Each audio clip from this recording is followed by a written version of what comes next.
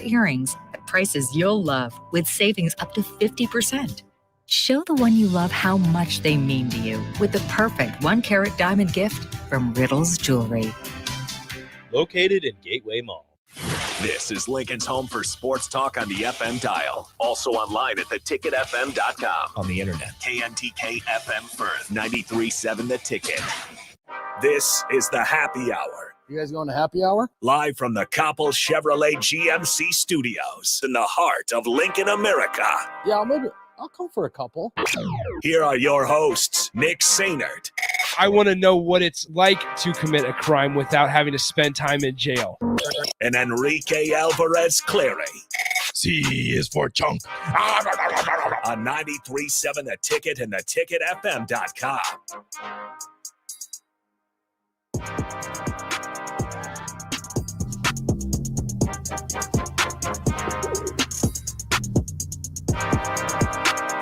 Good afternoon. Happy Monday. This is the Happy Hour, 93.7 The Ticket, theticketfm.com. Nick Sainert and Enrique Alvarez Clary are with you today. Hello, Rico. Hello. Hey, man. How's it going? It's going fantastic. I had a great weekend. Yeah, talk about it. It was awesome. What'd you There do was this so weekend? many sports going on. I just watched football, watched a little bit of basketball. In-laws came down for like a day. They were getting a new trailer for their semi. They have a semi. They do. Well, he's a farmer, rancher. Makes sense. He does a lot. But yeah, so they came down for about a day. We all hung out, had some fun. That's about it. It was a good weekend. Good deal. Good Hung deal. out with the kids, played some basketball with Ellie. Yeah, talk about. She has like a little basketball hoop. I saw your tweet about Ellie.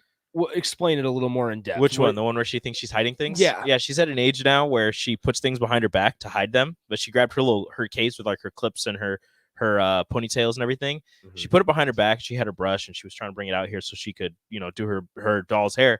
And she started walking past us and she like kind of looks up at the sky and it looks up at the ceiling. And me and Rachel are sitting on opposite sides of the living room and we just hear this like rustling noise, just like shake, shake, shake, shake, like a maraca. And we look at her and she like looks at us and then she like looks back up and she keeps walking and she sits down. And Rachel goes, Ellie, what are you doing? She goes, nothing. She goes, you need to put that back. She goes, I don't have anything. I'm like, no, we see it. You can't do that, Elliot. And she's just like, she puts her head down and she takes it back. She comes back. She goes, I want a ponytail. I want pony. And I was like, fine, I'll get you one so you can do your baby's hair. But yeah, she thinks she can hide things. Is it hard to keep a straight my wallet face? The other day? And she just like, we walked into the kitchen and she was like looking through it. And I go, hey. And she like closes it and puts it behind her back. And I go, what you got there? Nothing. You'd be like, don't worry, Ellie. There's nothing in there. There's nothing in there. Yeah, there's nothing there. There's nothing there. You don't want anything in there. You can't use the cards. You can't. There's no cash. That's fine. There's nothing on the cards either. Trust me, there's nothing in there. Take my ID, I guess. Whatever? Is it hard to keep a straight face when disciplining? It is. I feel like you're kind of the dad that's hard. It's tough for you to discipline. No, honestly, I don't know like how other parents feel. I don't know how everybody else feels. But honestly, it is impossible to keep a straight face in certain situations with a toddler when you're disciplining or when they do something that they're not supposed to do or they say something they're not supposed to say.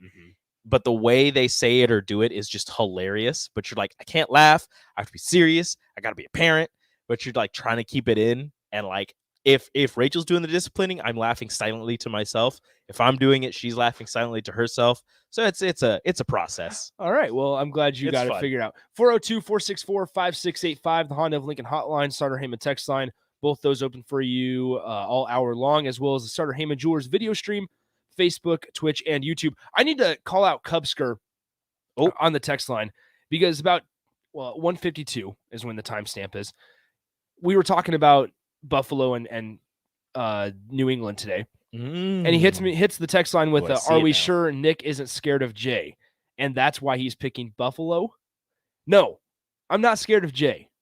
Jay could take me in a fight. He could deck me easily, but I'm not necessarily scared of him.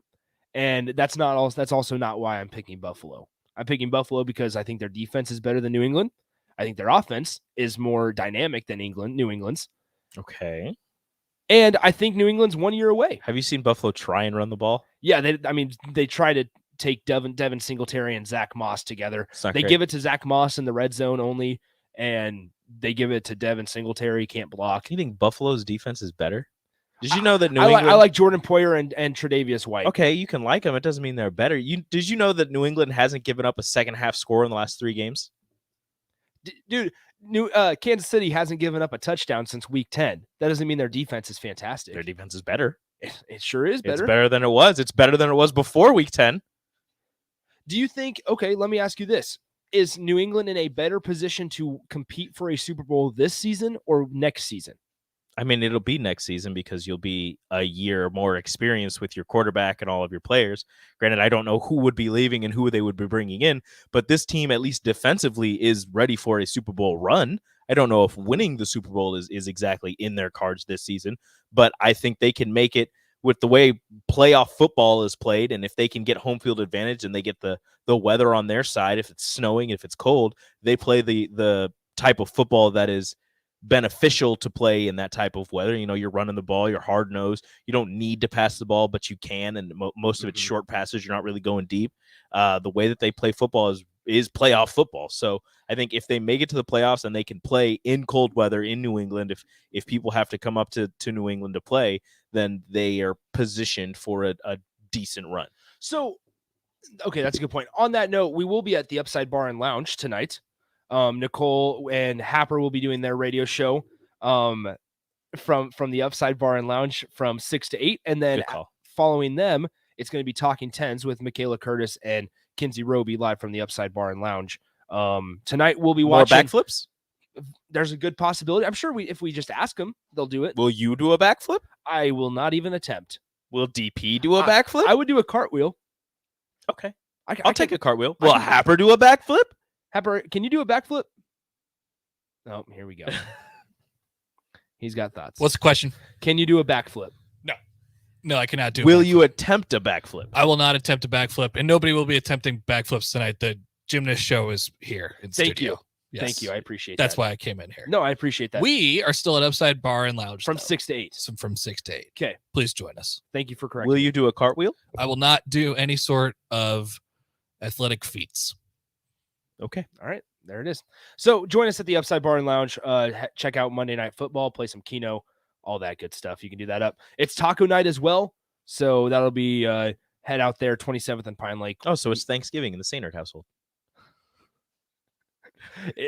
Yes, it is. Taco bar. Give me all of the tacos. All right. I have a possible new segment idea, Rico. Ooh, that I want to run across you. I love new segments.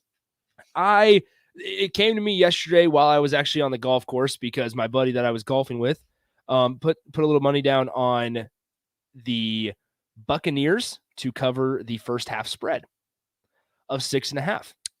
Okay. Do you know how the Buccaneers first half ended? Weren't they down?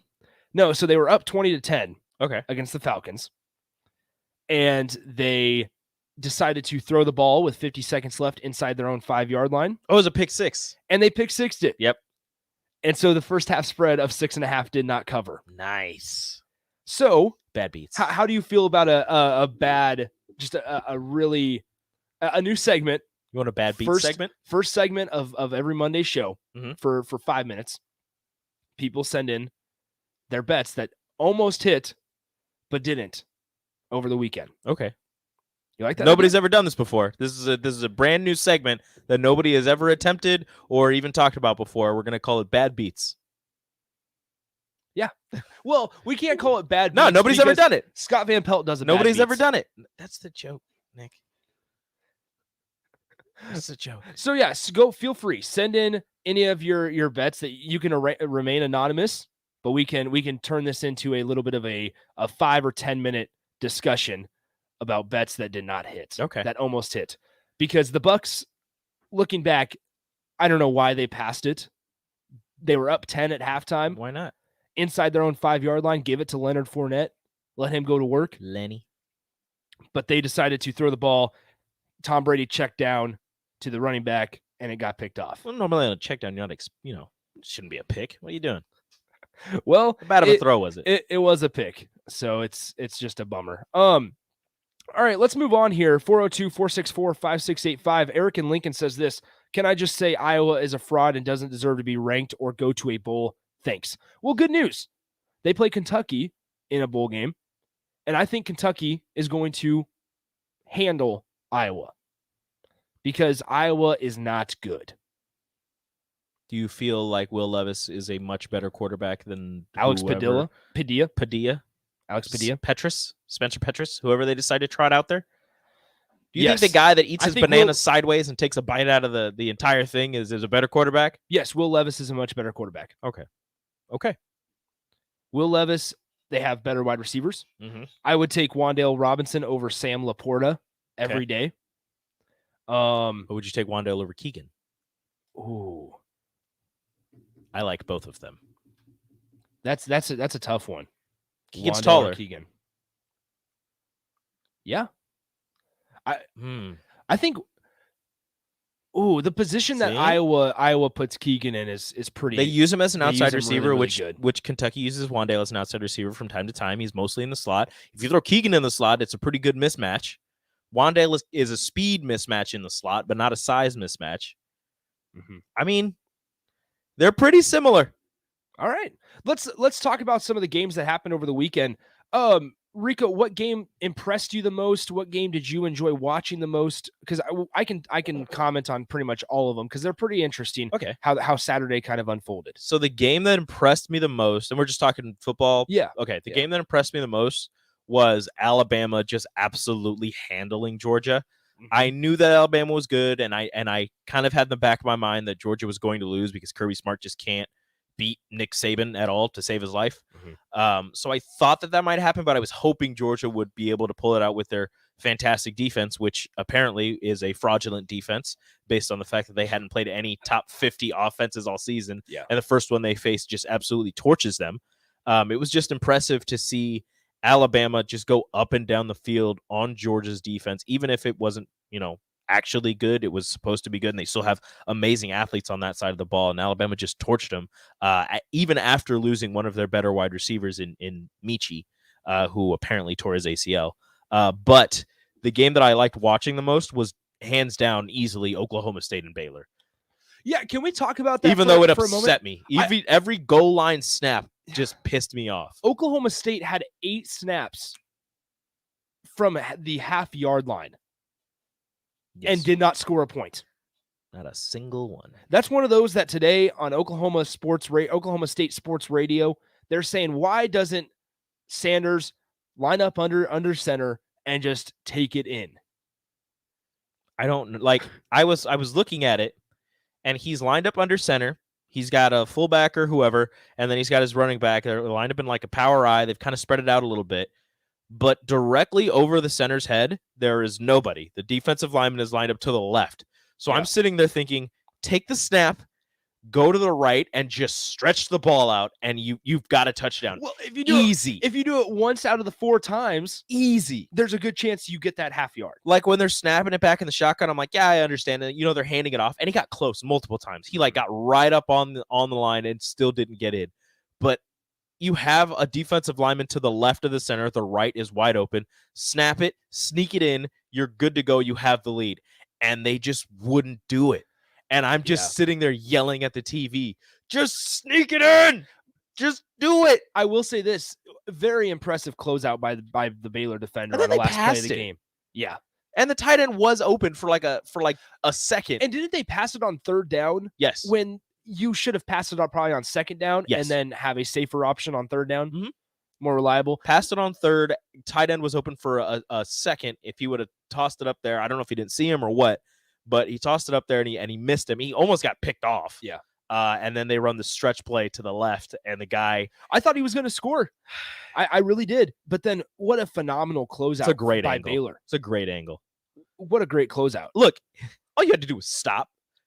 Just stop. Just stop. Let him run. Just stop. Let him take his momentum, or just turn upfield, put your shoulder into him, and use your forward momentum Yep. to take him into the end zone with you. And if he makes that would have been a heck of a tackle. But he dove and missed it by like an inch. What a great start to a Saturday that was really, really good football. My goodness. A lot of good football going on because you had that, and right when that game got done, you about had a half an hour break before Alabama Georgia got on. You had Clemson and Houston, which, let's be honest, if Oklahoma State would have won and Clemson or Cincinnati, Cincinnati Houston. I was like Clemson? Yeah, no, Cincinnati Houston. If Cincinnati wouldn't have won and dominant fashion like they did, Mhm. and Oklahoma State scores that touchdown, college football playoff would be very different right now. My thing is, if Cincinnati wins, however they win, Oklahoma State wins, and Georgia still loses, does Georgia get kicked out of the top 4? Or do they keep them in there? No, see, like people are mad about the whole Michigan being 2 and Georgia or Alabama being 1. I'm not mad Why? because You easily could have put Michigan at 1, Cincinnati at 2 or 3, Cincinnati at 3, Alabama at 2, and Georgia at 4, and it would have been the exact could have same been. matchup that you have right now. But here's the thing: is there a win over Georgia, who was allowing 6.7 Fraudulent. It doesn't matter. You're 6.7, but you're allowing 6.7 points a game. Number 1 in the country, has looked dominant all season long. But you lost. And Alabama destroyed them. Yeah, That you win, lost. Why are you still ahead of an undefeated team that's been sitting at 4 for 3 weeks? But that win against Georgia is much better or much more impressive than Michigan's win. I'm talking Michigan 1 and beat 2. Ohio State the week before. But I'm saying in conference championship And? this week, Michigan's win against Iowa is not as impressive. You not just nearly move them as both impressive. up. You just move Michigan to 1 and Alabama to 2. You just scoot them up. They don't have to jump them. It's unnecessary. See, and I think The win wasn't as impressive because their loss came against a garbage Texas A&M team. Mhm. Michigan beat a ranked Iowa, and the week before beat a ranked Ohio State. Alabama almost lost to Auburn and then destroyed Georgia. yeah, I don't know. I think just looking this last weekend, And Michigan handled both of the teams they beat. They handled Ohio State. They handled Iowa. Iowa's not good. I know, but they're still ranked. Iowa's not good. Like they're 10-3, but the way that they've won football games, yes, they've won them, but they've won them in garbage ways. And they have a solid defense. Their defense is the same as Georgia's. They played garbage teams, and when they played real teams, they lost. I disagree with that. I think Georgia's defense is much I better still than think Iowa. Georgia's defense is better than Iowa's, but it still stands. Both teams have defenses that played really good against bad teams, and when they faced real offenses, they folded. I don't know. I just think I like the game against, and Ryan says this, Georgia had played no one. It does matter, Nick, and Bama nearly lost to 3 mediocre teams and lost to an unranked team in A&M. Yeah, but I still would Remember when Florida was supposed to be a top 10 team when Alabama barely beat them and they finished the season 6-6? Yes, but I'm just talking about this last week. I'm not like furious about the fact that Alabama jumped Michigan. I am upset. I Michigan can deserves tell. that. Michigan deserves that number 1. I can tell you. I don't care about your feelings about Jim Harbaugh or Michigan as a school or That's whatever. not it at all. They deserve that number 1. That's They not won at in all. a dominant fashion in 2 weeks in a row where Alabama, yes, they beat the number 1 team in the nation, but the week before they almost lost to a not very good Auburn team whose quarterback was on one leg for most of the game. And you come in, you beat a Georgia team. Congratulations. You move up 1 spot. Guess what? The team above you also destroyed the team they played, which means they get to move up a spot as well. They don't have to, they should not be stuck in the same spot like Cincinnati. You're treating Michigan like a group of 5 team. You're leaving them in the same spot after a win. It's disgusting. Gary Barta was just pissed because his team lost. I don't think so. Like nobody gave Iowa a chance going into the Michigan game though. So that doesn't like that win, even though it was 42-3, like, yeah, you did your job. Like it was impressive that you scored 42 and you only allowed 3, but Iowa's offense is garbage. Iowa's defense isn't as good as it, or as impressive as it was at the beginning of the season when they had the big turnover margin and everything. And they still have a big turnover margin and everything like that. But I'm saying a win, if you're Alabama, a win against the number 1 team in the country, including the number 1 defense that's only allowing around 7 points per game, and you go and you put it out of question by the middle of the 3rd quarter. That win is much more impressive than Michigan's 42-3 win over Iowa. That's how I see it. And I'm not talking just with Cincinnati and Georgia. That's a whole other thing. That like, let's just be real. Like, it's just because they're a group of 5 team. And honestly, I was a little surprised to see Cincinnati still make it. Why? I was thinking they would. Did you really think they were going to drop them out for Notre Dame? If that's where I'm saying, if Cincinnati wouldn't have beaten Houston, maybe I was wrong to say that. If Cincinnati wouldn't have beaten Houston as dominant as they did, Mhm. or as big of a margin as they did, I think they would have put Notre Dame in. I don't know if they would have, because they were arguing earlier in the week, or at the last time that they did the selection show, or not the last time. They were arguing earlier before the selection show that they were going to hold Notre Dame not having a coach before they named Marcus Freeman the head coach. They were arguing that they were going to hold them not having a head coach against them and probably not put them in the playoff because they didn't have anybody leading them. So I think even if Cincinnati doesn't win by a lot, I think they stay up there, because also Cincinnati beat Notre Dame. You can't fault that's a good point. Cincinnati That's a for good point. losing Yeah. or for not winning very well, and have the team that they beat earlier in the season jump them. That's not I will right. say, yeah. Cincinnati did its job this season, I suppose, with the whole scheduling non-con opponents. They had Indiana on there, and it's not their fault. Indiana wasn't good.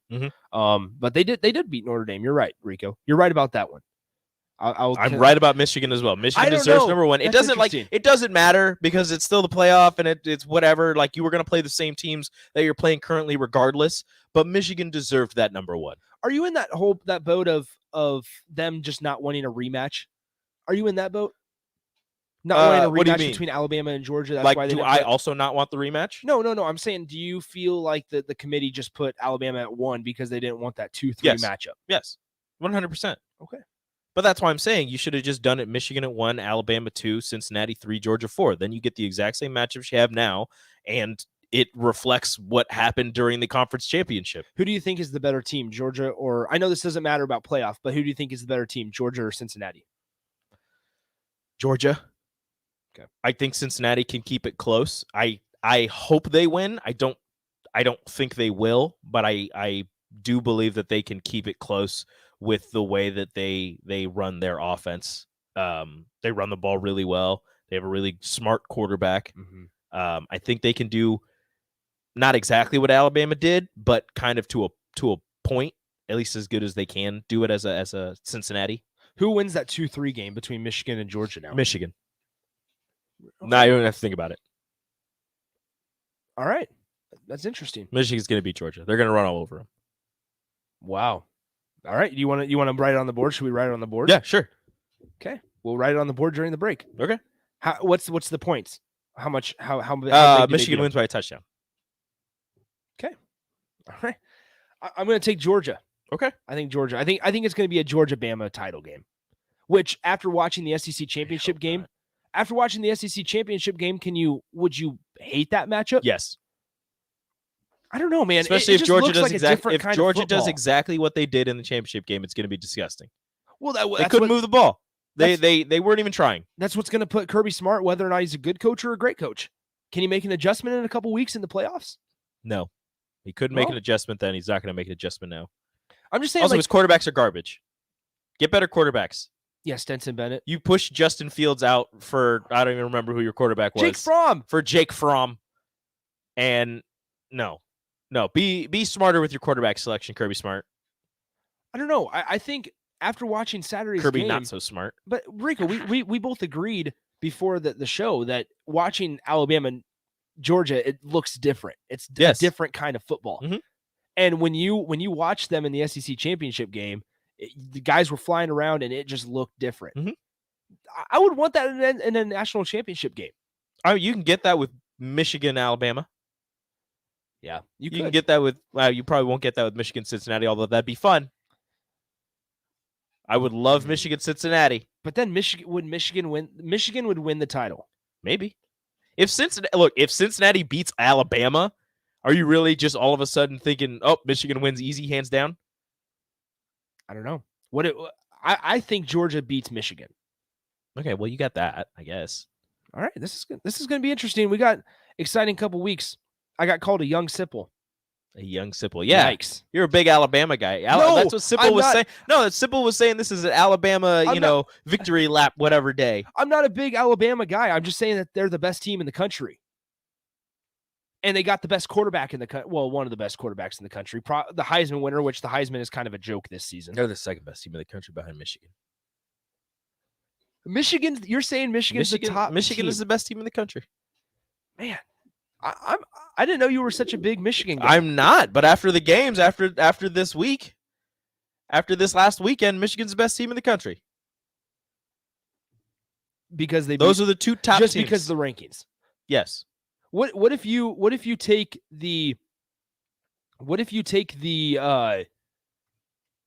rankings away from it, Mhm. and you look at the two games, which is the more impressive win? Take the rankings away from it.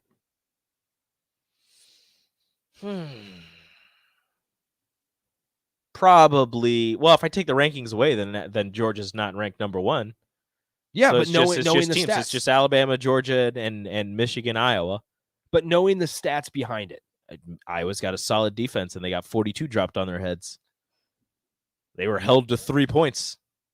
Neither one of those teams has a very explosive offense. Well, Georgia does. They just choose not to run an explosive offense. They kind of slow it down because they're dumb. But tell me I'm wrong. Good point. Yeah, that's a very good point. I don't know. I just think Alabama's win is more impressive. it's interesting the way. I don't know. It's going to be interesting to see how the weeks play out. But yeah, I think. Let us know, 402-464-5685. Which one was more impressive? How should the playoff been ranked? We'll dive into all that next. Also, we'll talk a little bit of Husker football and some transfer portal stuff coming up next after the break. You're listening to Happy Hour on 93.7 The Ticket. Follow Nick and Enrique on Twitter at Nick_Sainert and at Radio Rico AC. More of Happy Hour is next on 93.7 The Ticket and theticketfm.com. 93.7 The Ticket, Fox, KFXL weather. Sponsored by Security First Bank, a relationship you can count on. Rather blustery start to the work week. Highs this afternoon, only around 32. North winds gusting 15 to 25 will make it feel even colder with partly to mostly cloudy skies. Mostly cloudy tonight with a low dropping down to around 26. Might even see a few flurries across the region. Will rebound to 41 tomorrow. I'm meteorologist Tim Wright for 93.7 The Ticket and theticketfm.com.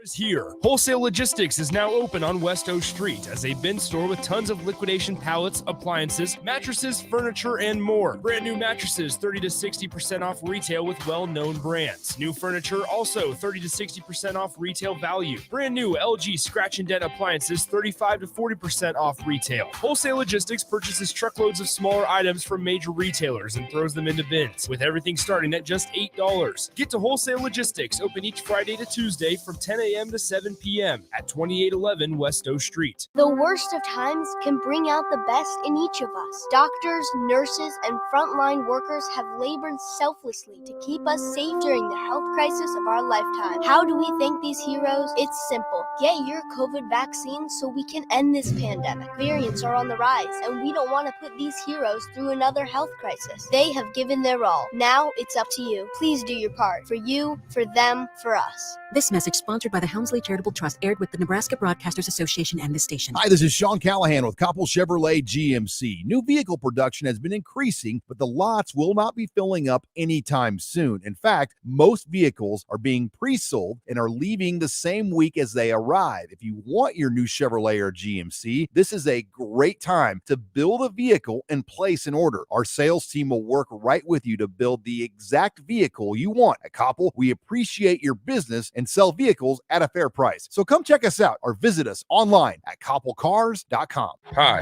I'm Jay Foreman. When I played football for Nebraska and the NFL, I wore lots of protective gear to safeguard my health. I'm still protecting my health, as well as my family, friends, and community, because I got my COVID vaccine. And now, even kids 5 years and older can be vaccinated. If you've been vaccinated, get your booster shot if you qualify. It's free, it's safe, and it protects all of us. Suit up against COVID. Find out more at healthylincoln.org. This year, show her she's the one with 1 carat diamond jewelry from Riddles Jewelry, your trusted family-owned jeweler for over 60 years. Choose from Riddle's remarkable collection of 1 carat total weight diamonds in rings, pendants, bracelets, or earrings at prices you'll love, with savings up to 50%. Show the one you love how much they mean to you with the perfect 1 carat diamond gift from Riddles Jewelry. Located in Gateway Mall. At Southeast Community College, we know that winter isn't even here yet, but spring is already on our minds. Registration for the spring 2022 semester is open now. Whether you want to get a head start on a 4-year degree, learn a new trade with a certificate program, or add to your job skills, SCC has a class for you. Spring semester starts January 10th. Learn more about our more than 60 programs of study online at southeast.edu. SCC, your path to possible. This is your High School Minute. With your Southeast Community College High School Minute, I'm Harrison Arns. High school basketball kicked off this week, and here are December 2nd scores for the boys. Lincoln East won in a one-possession game over Elkhorn South, 62-60. It was the center Carter Templemeyer from East that scored the last basket with 2 seconds left to put East in front. Carter would also lead all scorers with 17. Lincoln Lutheran fell to Grand Island CC, 61-45. Lincoln Northeast dominated South Sioux City, 78-46. Lincoln Pius coasted to a win over Fremont, 69-46. Lincoln Southeast just got by Millard South in a win, 49-46. Lincoln Southwest also won, beating Papillion La Vista South, 70-64. The Silverhawks never relinquished the lead in the second half, led by Ryland Smith, as he was the leading scorer for them behind his 21 points. Millard North put up 74 points in a win over Lincoln High, 74-45. This has been your High School Minute, sponsored by Southeast Community College, with locations in Lincoln, Beatrice, and Milford. Learn more today at southeast.edu. Go ahead, let it sleet, let it slush, and let it snow. Because the pros at T.O. Haas Tire are ready to help you with a new set of tires guaranteed to get you through it all. Like the complete line of Michelin tires, including the X-Ice Snow Tire. And right now, you can get $70 back when you buy any 4 new Michelin tires at the T.O. Haas Tire near you.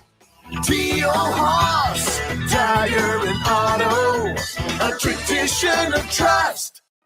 Now back to the happy hour with Nick Sainert and Enrique Alvarez Clary on 93.7 The Ticket and theticketfm.com.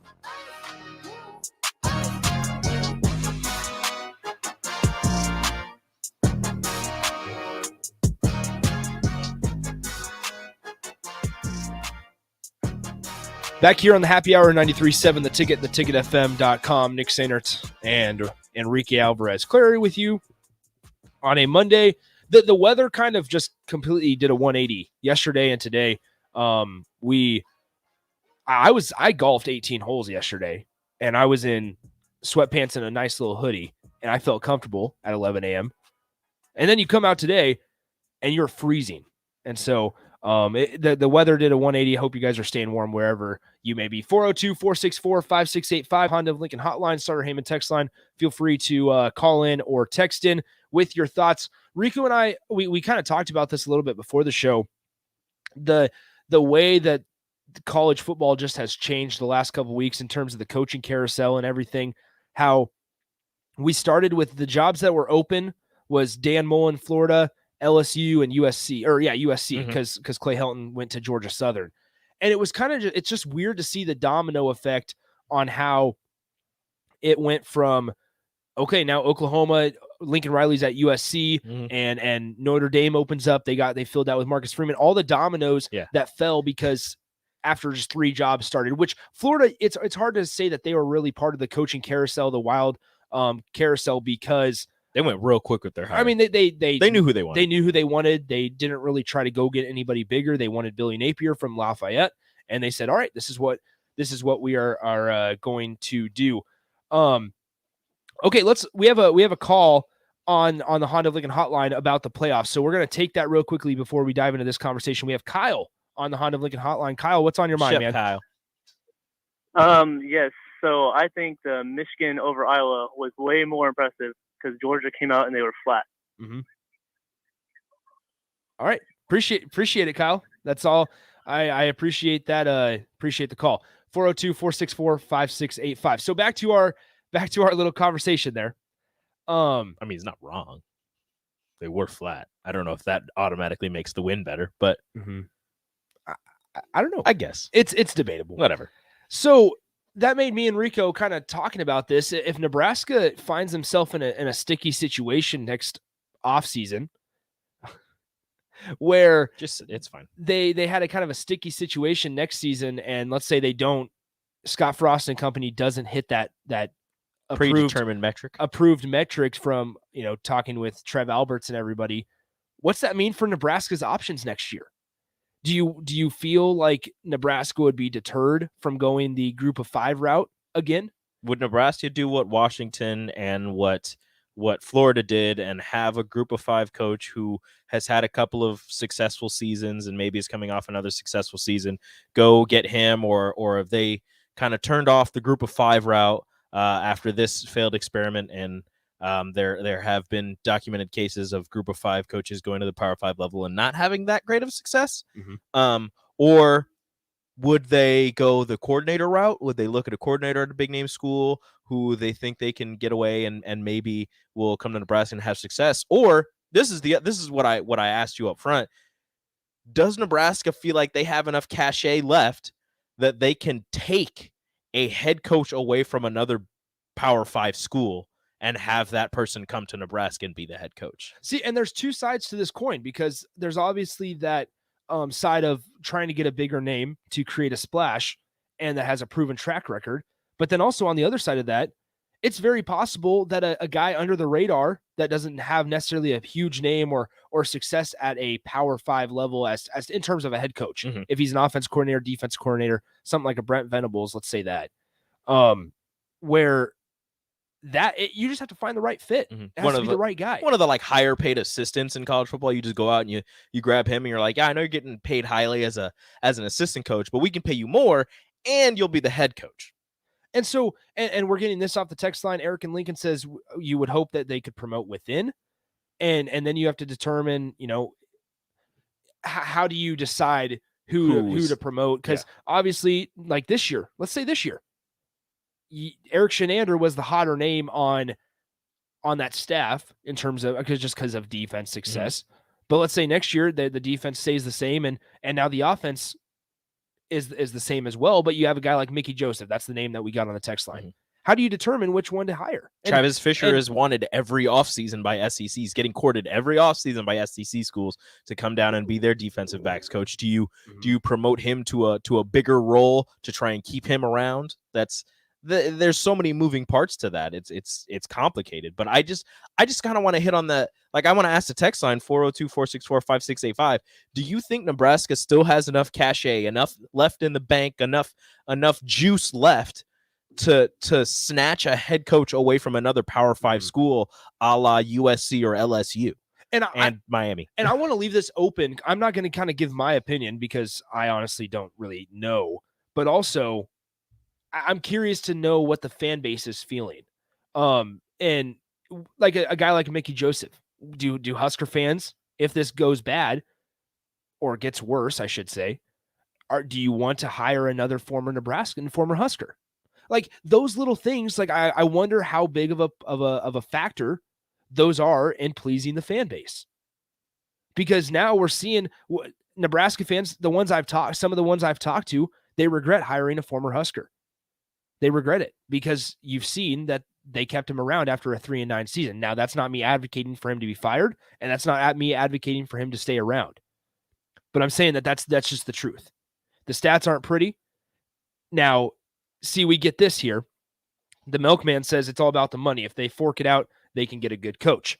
That's interesting because if you look at what Miami did today, they paid $25 million to get Mario Cristobal as their head coach. And so I want to pose this question to you and the text line. Is Nebraska ready to win now? Are they in win now mode?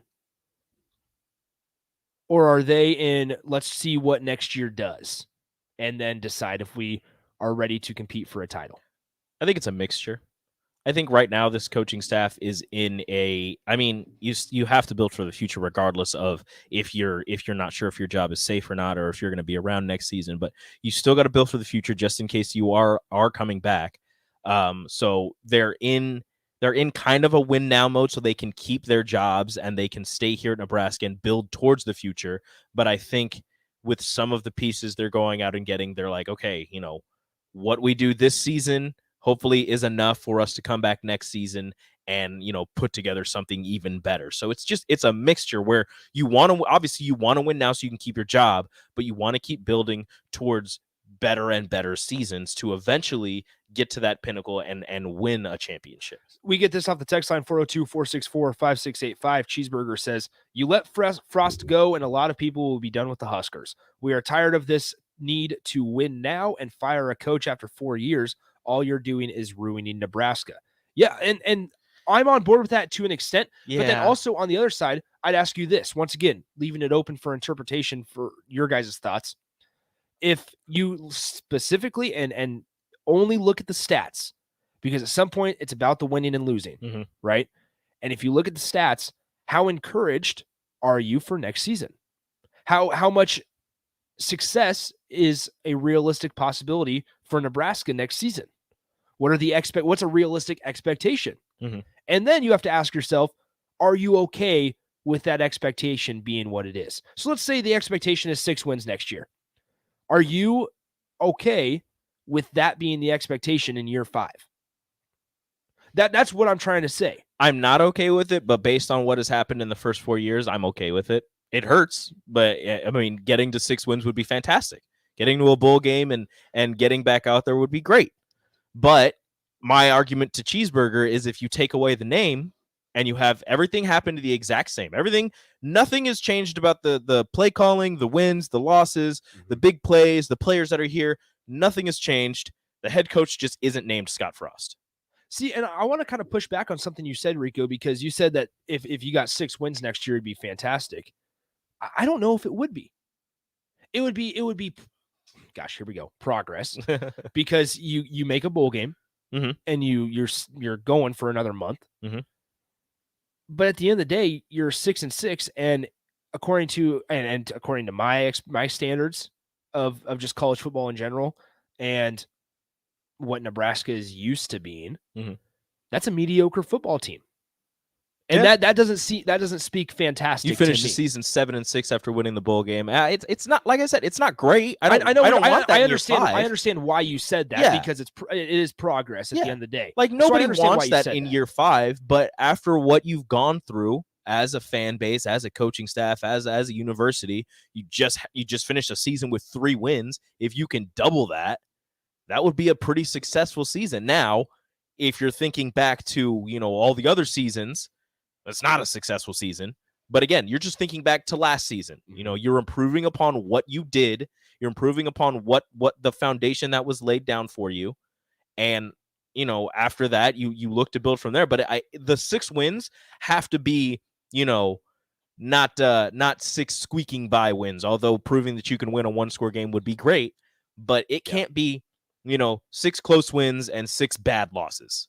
It can't be that. If you're going to win 6 games and lose 6 games, you have to show some type of improvement. And this season they showed improvement. They didn't win, but they showed improvement in keeping every single game close. I suppose so. Now, if you can turn some of those into wins and keep the close losses, it's still going to suck and it's going to hurt. But I think that is enough. Not enough progress, but that is progress. We got to get to break here in a couple minutes, but I know we have a phone call in here in a second, and I want to get to a couple of these texts, because here is kind of the different sides, and this is why I wanted to kind of leave it open, is because I want to hear your guys' thoughts, because I want to see both sides of the coin, right? We have this from Eric and Lincoln. An Ohio State and USC rebuild is a 2 to 3 year job. Nebraska is in the 6-year rebuild group. Some places are just easier to rebuild. But then directly following that, a minute later, we have Kyle that says by year 5, the expectations should be 9-3 or 10-2 with a possible trip to the Big Ten championship games. Unnamed texter says 6 wins in year 5 in the Big Ten West is laughable.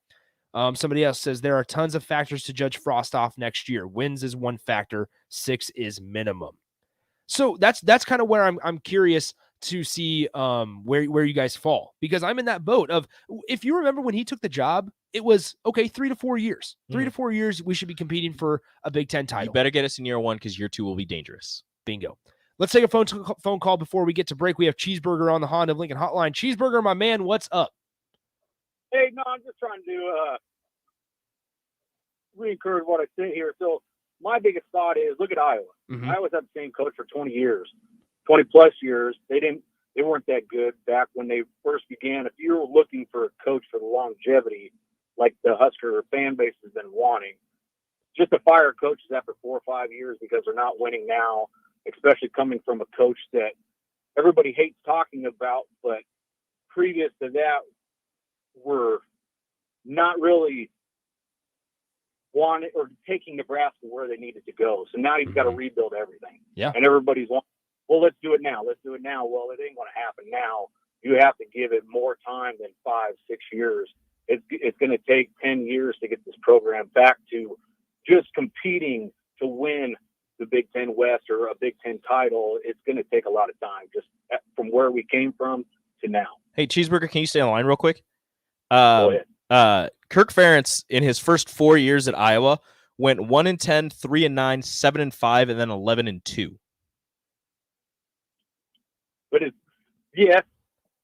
but he hasn't had that 11-2 consistently for 20 years. Yeah. Well, he went 10-3, 10-2 after that, and then he had a couple rough seasons: 7-5, 6-7, 6-6, 9-4, 11-2. A couple single-digit win seasons, and then he jumped back up into 12, and he's been at 8-9 for every other season since then. True. I'm just saying we just can't continue on this path that we're on. Yeah. And expect a different result. Yeah, I get that. I appreciate the call, Cheeseburger. Thank you, Cheeseburger. Appreciate you calling in. All right, let's take a timeout. Let's continue this on the other side. Send in a text line, 402-464-5685. One, would you take Kirk Ferentz as the head coach at Nebraska? And number two, how long are you willing to wait for winning football? We'll get to that next on the Happy Hour. Download our app by searching 93.7 The Ticket in your app store to stay in touch and listen all day long wherever you are. More of the Happy Hour is next on 93.7 The Ticket and theticketfm.com.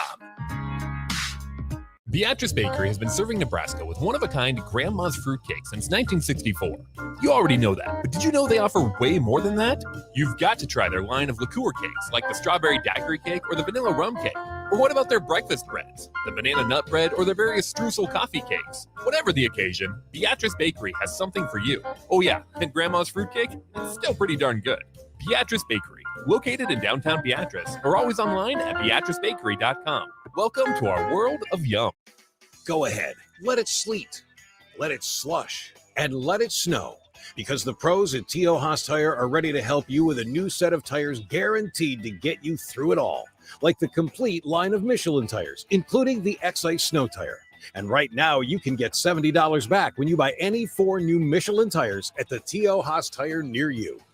T.O. Haas, Tire and Auto, a tradition of trust. Lincoln's mega liquidation store is here. Wholesale Logistics is now open on West O Street as a bin store with tons of liquidation pallets, appliances, mattresses, furniture, and more. Brand new mattresses 30 to 60% off retail with well-known brands. New furniture also 30 to 60% off retail value. Brand new LG scratch and dent appliances 35 to 40% off retail. Wholesale Logistics purchases truckloads of smaller items from major retailers and throws them into bins, with everything starting at just $8. Get to Wholesale Logistics, open each Friday to Tuesday from 10 a.m. to 7 p.m. at 2811 West O Street. Sartor Heyman Jewelers says let it snow because a white New Year's Eve could mean free jewelry. Shop from November 24th to December 24th, and if it snows 3 inches or more on New Year's Eve, your purchase is free. Holiday savings throughout the store. 36 months interest-free financing with approved credit. And remember, shop from November 24th to December 24th, and if it snows 3 inches or more on New Year's Eve, your purchase is free. Sartor Heyman Jewelers, a Nebraska tradition since 1905. Give yourself a gift this year and let Liberty First Credit Union help you spread holiday cheer. With many loan options to show, it's off to Liberty First you go. Whether shopping for you or gifts to put under the tree, a loan from Liberty First can make you shout with glee. Log on to libertyfirstcu.com for more information and spend the holidays in a state of relaxation. Liberty First Credit Union, banking with purpose. Equal opportunity lender. Let them help you with your purchase. Barry's is back and better than ever. Join us there on Tuesday from 3 to 6 p.m. as DP goes one-on-one and Jay Foreman joins for Old School as we prepare for the Michigan-Nebraska basketball game to follow. Drinks, food, and sports talk. Join us for it all on Tuesday at Barry's. Have you been to Barn Wood and Leather, that new furniture store in Lincoln? It's a whole new look. If you like country, you'll love Barn Wood and Leather. It's country with a kick. Rustic, yet contemporary. Handcrafted in America. From historic reclaimed barnwood and the finest leather. Create your own one-of-a-kind look for a room or your whole home. Come see for yourself at Barn Wooden Leather, South 14th and Dahlberg. Open Monday through Saturday, 10 to 5. You're listening to the Happy Hour with Nick Sainert and Enrique Alvarez Clary on 93.7 The Ticket and theticketfm.com.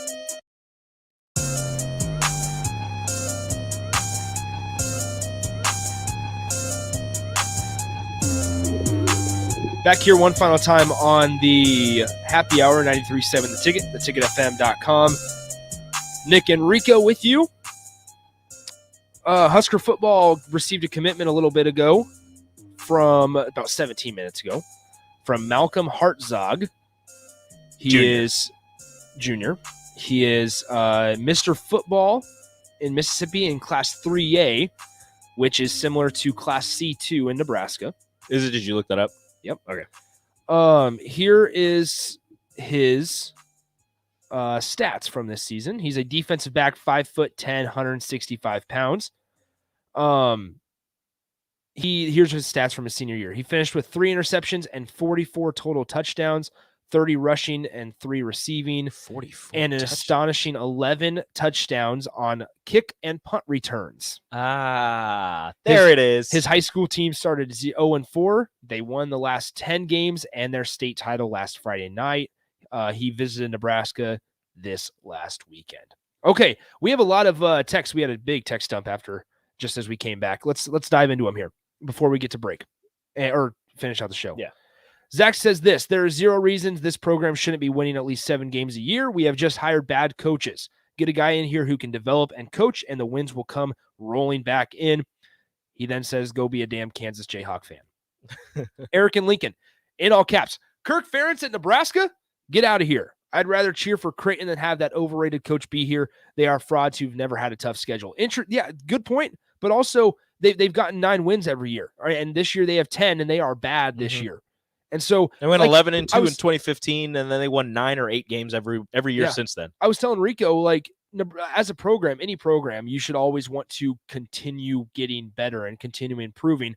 And Ferentz, they've just kind of stayed the same, 8, 9, maybe 10 wins every couple of years. And that's what it's like, but that's what it's been for 20 years. Yeah. And they're not any closer to competing for a national title. And I know everybody's like, oh, well, they haven't played Ohio State in 4 years. Yeah, I don't care. They play Penn State. Penn State's still a good school. They play other teams. Here's this on Scott Frost. Expectations can be fluid. I would be okay with a 6-6 season with close games against top teams.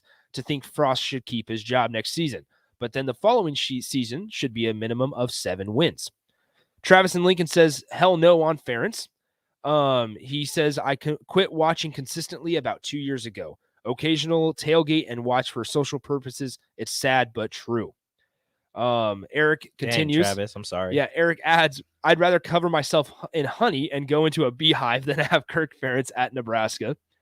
The bees wouldn't sting you if you're covered in honey. So this is an interesting take, and we can talk about it for 30 seconds or so. I'd rather keep firing coach after coach every 4 to 6 years than be a program that has a mediocre coach like Ferentz.